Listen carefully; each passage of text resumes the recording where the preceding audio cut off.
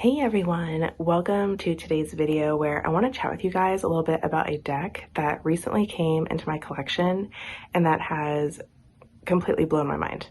And it's interesting because it's a deck that has been around for quite some time, and I'm sure you guys have heard of it, seen it, possibly even have it in your own collection, but it's new to me. And so I just want to chat a little bit about it with you guys. Before we begin though too, I also want to say thank you so much for your patience in waiting for my next video. I had to take that bit of a break there because of the flu going around and catching it myself, and just, it's been February just like flew by. It was a blur. Because of all that. But I am extremely thankful for you all for sticking around and being here, and for all the new subscribers. Thank you for joining my channel here. And I appreciate you all. With that being said, let's begin because I'm super excited to get back to YouTube and to chatting about all the things. So the deck that has totally surprised me. Okay, it's funny because I've seen this deck around myself, and when I would see images of it online, I was kind of like, I don't know. I was very iffy about it, and it didn't call to me for quite some time until recently. And I decided to just go ahead and, it's a reasonable price on Amazon. And so I was like, you know what, I'll give it a try. I watched a couple of videos on YouTube. Don Michelle has talked about this deck and kind of did a walkthrough, Lisa Pepez as well. And I was like, you know what, I'll give it a go. So I ordered it. And as soon as I opened it and got it out of the box, it was like an instantaneous connection. I was like, whoa. Before I even cleared it and cleansed it of its energy, it spoke to me. And I had drawn 3 cards just randomly, and it was just boom, straight up honesty. But it wasn't brutal. Like, it's honest, but it wasn't brutal for me. And I like it. I like this. I love this deck and how it communicates with me, even though I've had it for such a short time. What deck is this? It's the Deviant Moon Tarot, and I'm trying to get it in my hands here to show you. Here we go. This is the lovely backing. While I talk about this deck, I will show you the imagery. By the way, I love it. I also love dragon energy, and the fact that this is a black and red dragon, 2 of my favorite colors. Yeah. Love it. But this deck, so again, when I saw videos of it and images and things, I didn't really connect. The artwork's stunning. Okay, it's stunning. And I love Patrick Valenza's intentions with everything. Again, I'll get into all this as I continue through the video, but I would see the imagery, and at first with the images online, I was like, it's cool, but it wasn't speaking to me. It spoke to me so much though in person. And I'm sure even for you guys, it's not as vibrant in photos and videos, but I think that's the reason why I connect with it so much in person and just having it, because it's so vibrant and so beautiful when you have it in your hands and you're flipping through these cards. There's just something about it. And even in Don Michelle's video, she was she has a video that's literally titled, what is it with this deck? And yeah, I'm still asking that too, but at the same time, I'm getting to know it better, and this is a study deck for me now. I know I've mentioned it before that I love study decks. I love ones that I deep dive with. I have quite a few that I really want to deep dive with, but currently this one right here has been calling my attention. So I am working with this one quite a bit. Now I got this in February, and just recently actually. I mean, it was only I've only had it for a couple weeks now, a week and a half, to be honest. I've had very recent. And now that I'm starting to finally like feel better and get my energy back, I'm like so ready to really dive in deep with this deck. There's so much symbolism in this deck. So many ways you can take this deck. I love using this deck intentionally. Now, in the videos that I watch too, a lot of people talk about how they just use this deck as a shadow deck, like, you know, to do shadow work. That is not the case for me. I feel I connect so strongly with this deck and just the imagery that Patrick has created here that I can use it for any reading, and it straight up gives me the answers that I'm seeking. And like, just intuitively, just how he's interpreted the cards, I get intuitive hits instantly, but then I go to the guidebook, which I'm going to show you in a second, and even his take on the cards completely speaks to what I may be asking about. So I'm just blown away. I also want to say too, what I love about this deck, and I think that's part of the reason why I'm so drawn to it now, is that Patrick Valenza, like, I can't remember if I actually mentioned it, I'm sure you all know, but Patrick Valenza is the creator of this deck, and he loved walking through cemeteries. And he took pictures of like gravestones and like 18th century gravestones. And he also has, he's from New York, Long Island, I think it was. But there's also an abandoned asylum. He took pictures of that building and everything too. But all the clothing on these beings and their bodies and everything are created from the textures of those gravestones from the cemeteries. And if you look closely in some of these, you can see like, here lies in the words. You can see like, I mean, again, the textures and things, like the moon here, I think was on, I can't remember. There's, let me see if I can find one where you can really see. Oh, well, here's, okay. So the insane asylum, the abandoned asylum, he used as the background buildings, like images he took of it, he used as the background buildings, and he transformed them into like these factories and things that creates this world. And so that just totally draws me right in. I'm trying to see, again, this deck is just so beautiful. And I don't know if, again, when I watched videos and stuff, like the imagery didn't speak to me as much, but in person, holy moly, love this picture too. I also want to say that I love that he actually included his kids in his creativity. The poses in this one for the legs was his son's, these are his son's legs. And so he like took a picture and then he, you know, created the imagery around that digitally. Just like how he did with the gravestones and stuff too, the textures. He took all those pictures and then he digitized it and created his artwork, and it's just beautiful. A lot of the hands are his daughter's hands, and I love that. The intention behind everything is amazing. For this picture right here, the dress, he actually took a piece of fabric and tore it, let it dry out in the sun and get weather beaten and everything to make it look raggedy and all that. And then he like threw it on the ground and took a picture, and that's how he got the dress for this character. It's just amazing. I was trying to find one with the, oh, I probably won't be able to find it. But anyways, if I come across it while I'm flipping, I'll point it out, where you can see like the lettering from the gravestones and stuff. The reason why I'm drawn to that is because, oh, I don't really know. I love cemeteries and just the peace. I don't know. There's just something about it. It just draws me. This is also a tower. It's a water tower from the abandoned asylum. I love that he added that as the tower card.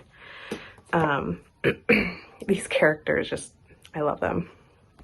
Again, this deck, so unusual, so unique, so different, and speaks to me. I absolutely love it.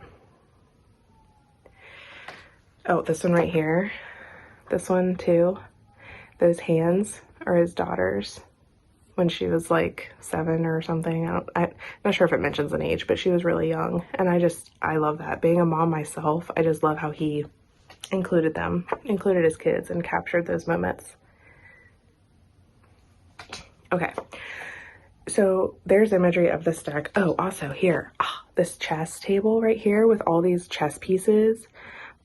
He has pictures of it in his guidebook here too. I'm going to show you guys. It's an actual chess set. I can't remember where it was, but I love that he added that in there.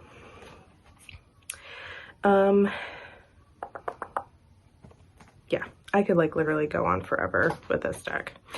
Oh my gosh, the meaning of this one. The Queen of Swords, his description of this one was so different and unique from any other description I've read so far, and I loved it.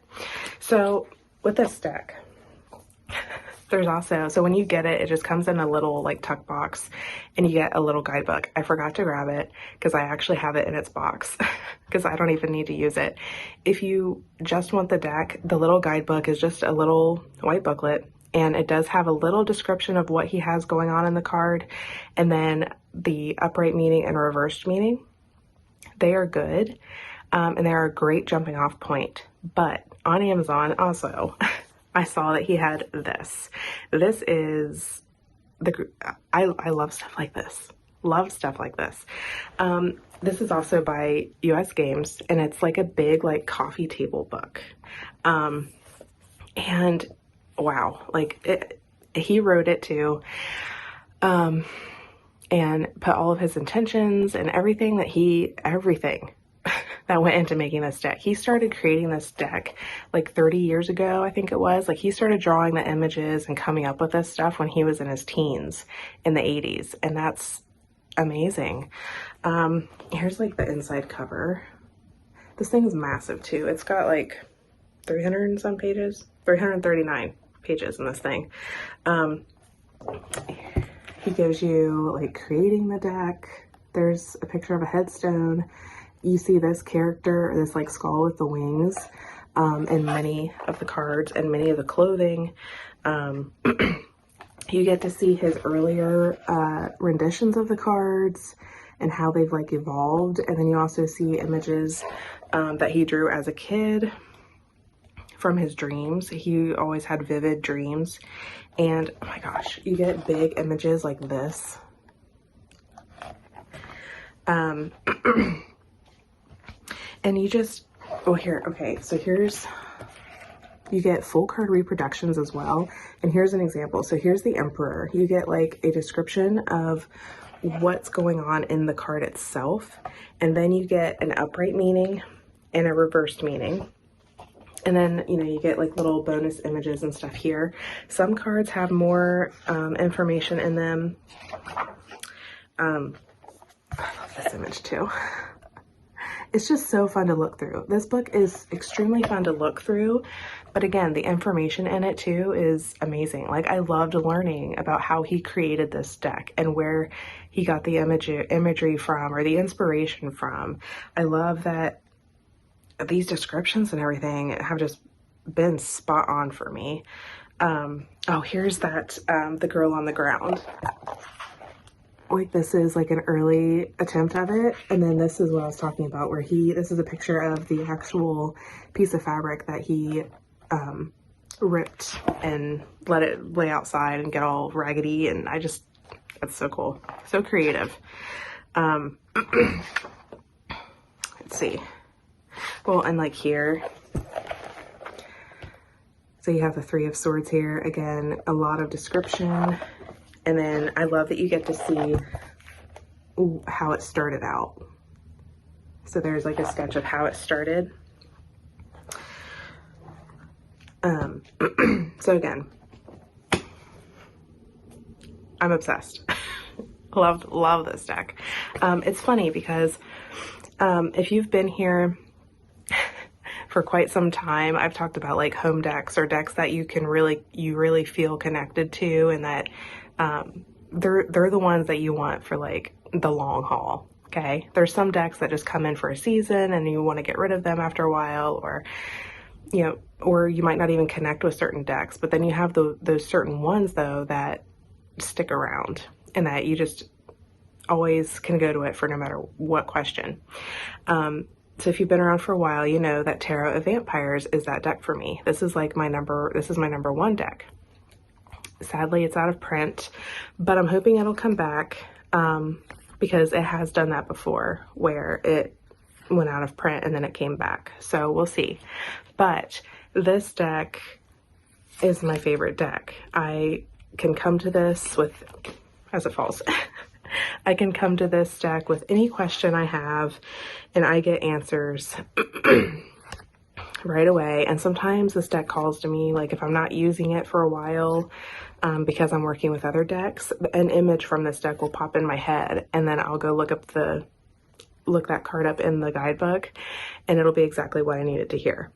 So this deck is extremely special. Again, an amazing guidebook and another another study deck. Can you tell that my favorite decks are the ones that I can really dive deep with? I just love ones that I can study and like sink my teeth into, and just I don't know, there's something about just all the symbolism and like the ones where the creator, like you can tell when the creator really puts intention and detail into their work. It's their passion. There's a lot of decks out there that just I don't feel that way towards, you know, like they're kind of just phoned in and they're just like put out there just to make a quick buck. But some of these decks are so, so special, like this one and the Deviant Moon Tarot, where there's just so much love put into them. And I think that's why I just end up connecting with them so well. But speaking of the home decks, I've mentioned in previous videos where excuse me, where I have a few home decks, and that's okay. Some of you may just have one straight up ride or die deck, the one you always go to no matter what, and that's awesome. For me, I do go to Tarot of Vampires a lot, but there's also a few others that I know are going to be with me for a long time, and ones that I feel I have a lot of work to do with. And the Deviant Moon Tarot is quickly rising the ranks and is becoming another home deck for me. No words. I love this deck. So thankful I was able to get it in the big guidebook. Again, I can leave links down below, or I will leave links down below for you guys if you want to check them out for yourself. I do not make any money off those links at all. I'm not an affiliate. I'm just leaving them there just in case you want to check them out. No pressure or anything. But yeah, I love this deck. Oh, by the way, yours won't come like this either. I edged mine with a red Sharpie and also added black ink to the edging, or to like the corners. So mine's like black and red. So yours won't come like that. I will say though, the only thing I don't like about this deck is the cardstock. It reminds me of Lo Scarabeo cardstock, but it is very, very slippery. And it kind of bows a little bit when you shuffle it and use it, which is, I mean, it doesn't really bother me.